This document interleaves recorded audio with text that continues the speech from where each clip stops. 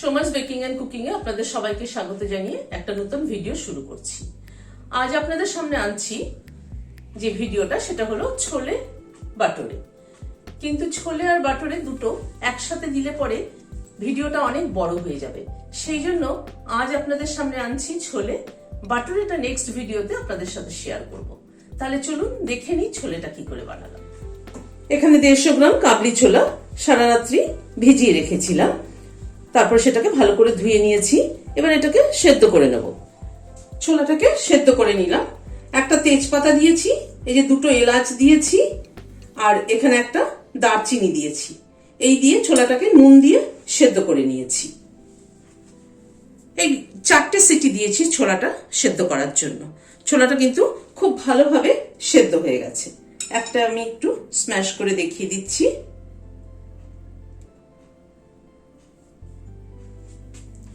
ছোলে মশলাটা তৈরি করে নেওয়ার জন্য গ্যাসে একটা তাওয়া বসিয়েছি, গ্যাসটা ধরিয়েছি কিন্তু কমিয়ে দিয়েছি। এখানে 1 টিএসপি সাদা জিরে দিলাম, এখানে 2 টিএসপি ধনে, 1 টিএসপি মৌরি, হাফ টিএসপি আজওয়াইন, দুটো বড় এলাচ, 4টে ছোট এলাচ, একটা জাবিত্রী, একটা স্টার অ্যানিস, একটা কাশ্মীরি মির্চ দিলাম, আর একটা এমনি শুকনো লঙ্কা, নর্মাল যে শুকনো লঙ্কা হয় সেটা। এটা দিলাম ঝালের জন্য, আর কাশ্মীরি লঙ্কাটা দিলাম কালারের জন্য। ঝালের জন্য যদি আপনারা মনে করেন আর একটু বেশি দেবেন, তাহলে কিন্তু এখানে শুকনো লঙ্কার পরিমাণটা আর একটু বাড়িয়ে দেবেন। জায়ফল দিলাম 4 ভাগের 1 ভাগ, একটা জায়ফলের 4 ভাগের 1 ভাগ দিলাম। 5-6টা লবঙ্গ দিলাম, আর 10টা গোলমরিচ দিলাম। সব মশলাগুলোকে ড্রাই রোস্ট করে নেব। গ্যাসের ফ্লেমটাকে মিডিয়ামে রেখে মশলাগুলো ধীরে ধীরে রোস্ট করে নেব। মশলাগুলো এমন করে রোস্ট করতে হবে যাতে পুড়ে না যায়, মানে মশলার সুগন্ধটা বজায় থাকে আর কি। মশলাটা প্রায় মিনিট খানেক নাড়াচাড়া করে নিলাম। মশলার কালারটা কিন্তু চেঞ্জ হয়ে এসছে। এবার গ্যাসটাকে বন্ধ করে দিয়ে এই গরম তাওয়ার মধ্যে মশলাটা রেখে দিচ্ছি। তারপর ঠান্ডা হলে পরে এটাকে গ্রাইন্ড করব। মশলাটা ঠান্ডা হওয়ার পরে একটা গ্রাইন্ডিং জারের মধ্যে দিয়ে দিচ্ছি। এখানে হাফ টিএসপি বিট নুন দিচ্ছি,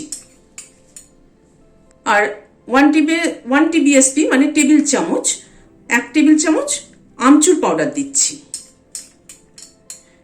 আমচুর পাউডারটা কিন্তু খুব ইম্পর্টেন্ট একটা জিনিস এই মশলাটার জন্য। ছোলে মশলা একটুখানি কিন্তু টক টক হয়। এবার মশলাটাকে গুঁড়ো করে নিচ্ছি। মশলাটাকে গুঁড়ো করে নিলাম। কড়াইতে প্রথমে সাদা তেল দিচ্ছি। তেলটা একটু গরম হওয়া অবধি অপেক্ষা করব। একটা বড় এলাচের দানা ফোড়নে দিলাম।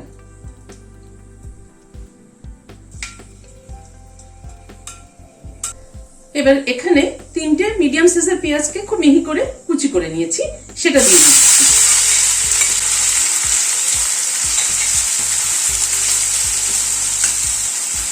গ্যাসের ফ্লেমটাকে মিডিয়ামে করে দিয়ে পেঁয়াজটাকে হালকা করে ভেজে নিচ্ছি।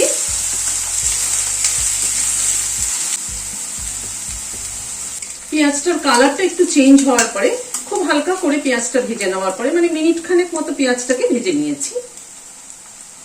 এখানে 3টে কাঁচা লঙ্কা কুচিয়ে নিয়েছি, সেটা দিয়ে দিলাম।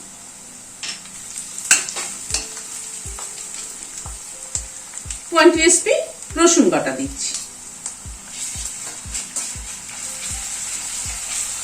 রসুন আর কাঁচা লঙ্কাটাকে আগে পেঁয়াজের সাথে একটু ভেজে নেব।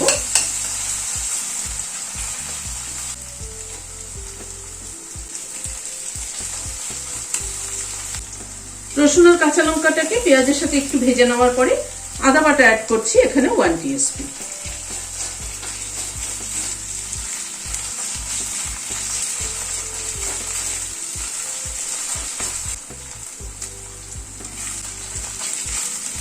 আদাটাকে দিয়ে আবার একটু মিনিট খানিক নাড়াচাড়া করে নিলাম। এবার কিছু গুঁড়ো মশলা অ্যাড করছি। এখানে 1 টিএসপি ধনের গুঁড়ো দিলাম, 1 TSP Kashmiri red chilli powder দিলাম, হাফ টিএসপি হলুদ দিলাম, নুন 1 টিএসপি একটু কম দিলাম, কারণ ছোলে সেদ্ধর মধ্যে নুন দেওয়া আছে খানিকটা। আর ছোলে মশলা যেটা করে রেখেছি সেটার থেকে 1 চামচ 1.5 চামচ মতো দিলাম। সব মশলাগুলো দিয়ে একবার ভালো করে কষিয়ে নিচ্ছি।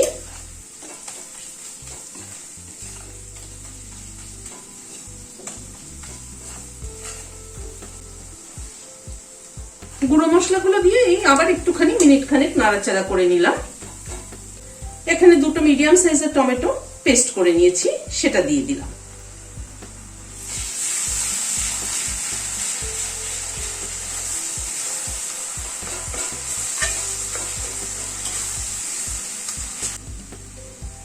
গ্যাসের ফ্লেমটাকে মিডিয়ামে রেখে সব মশলাগুলোকে আবারও একটুখানি কষিয়ে নেব, যতক্ষণ অবধি না মশলাটার থেকে তেল ছাড়ে। মশলাটা থেকে তেল ছাড়তে শুরু করেছে, তবে মশলাটা আরেকটু কষাবো। এখানে খানিকটা কসুরি মেথি অ্যাড করে দিলাম মশলাটার সাথে। কসুরি মেথিটা কষানো হলে পরে ফ্লেভারটা কিন্তু খুব ভালো হবে।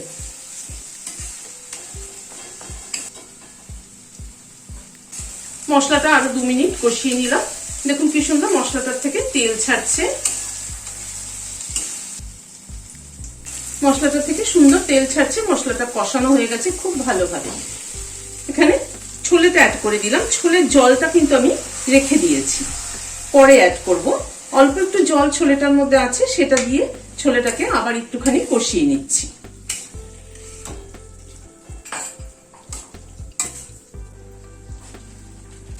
প্রায় 7-8 মিনিট সময় ধরে ছোলেটাকে মশলার সাথে কষালাম। ছোলেটাকে যত ভালো কষানো হবে, ছোলে মশলার ফ্লেভার কিন্তু তত ভালো ছোলের সাথে অ্যাবজর্ব হবে এবং খেতে কিন্তু তত ভালো টেস্ট হবে। এবার যে ছোলে সেদ্ধ জলটা রেখেছিলাম সেটা দিয়ে দিচ্ছি।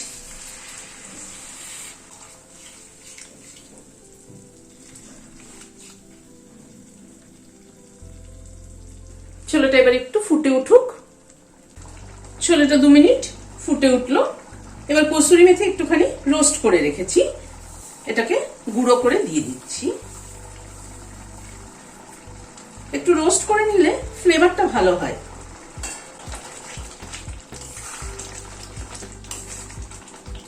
গ্যাসটা বন্ধ করে দিয়ে ঢেকে দিচ্ছি স্ট্যান্ডিং টাইম 5 মিনিট, কসুরি মেথির ফ্লেভারটা অ্যাবজর্ব হওয়ার জন্য। ঘরে তৈরি ছোলে মশলা দিয়ে ছোলে বানিয়ে দেখবেন, তার টেস্টই কিন্তু আলাদা হয়, অনেক ভালো ফ্লেভার হয়, অনেক ভালো টেস্ট হয়। আর ছোলে মশলাটা দিয়ে ছোলেটাকে যত ভালো করে কষাবেন তত কিন্তু ছোলের টেস্ট ভালো হবে। তা আমার আজকের এই ভিডিওটি আপনাদের কেমন লাগলো? যদি ভালো লাগে তাহলে লাইক শেয়ার করার অনুরোধ রইল। আর যারা এখনো আমার চ্যানেলটি সাবস্ক্রাইব করেননি প্লিজ সাবস্ক্রাইব করুন। পাশের যে বেলের সিম্বলটা আছে সেটা কিন্তু অবশ্যই প্রেস করবেন, যাতে আমার পরবর্তী ভিডিওর নোটিফিকেশন আপনাদের কাছে আগে পৌঁছে যায়। আজ তাহলে এখানে শেষ করছি। নমস্কার।